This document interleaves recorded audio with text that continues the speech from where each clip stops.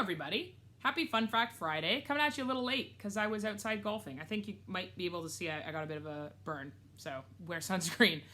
So this Fun Fact Friday is going to be a quick one. I get a lot of students, new students, asking me what kind of drumsticks they should buy.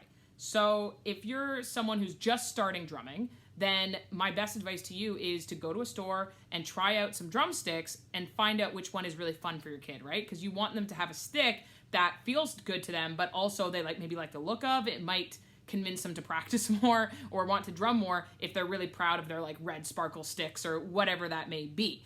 If you have a child that's a little bit older or you yourself are looking at drumming, then the way that drum set sticks kind of break down is they're usually, there's a letter and a number that go with the classification of the stick.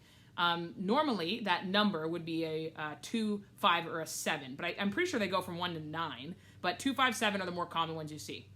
So the lower the number, the heavier the stick. So a 7 is a lighter stick, which is usually used for jazz drumming. A 5 is the most common one, and we use that mostly with drumming and regular rock band stuff. That's kind of what I would recommend for most students. And then the 2 is a thicker stick. So because I come from a marching background, I like thicker sticks, so I prefer 2s. I prefer 2 Bs. So the letter A or B is the diameter, the size of the stick. So an A would be a little bit thinner than a B. So when I go 2B, that's kind of like the biggest stick that you would use on a drum set because I'm kind of hardcore.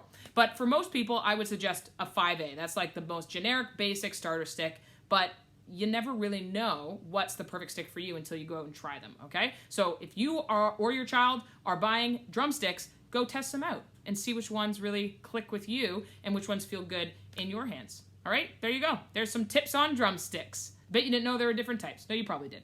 The other thing is you get different bead sizes. So I have these right with me here. That's the oval bead size, and they come in a bunch of different shapes and sizes. Once again, you kind of have to try it out. Sometimes there's circles, there's the barrel, or I think there's a teardrop is what it's called. There's all different types, and then there's nylon tip. I do not like nylon tip, but some people do.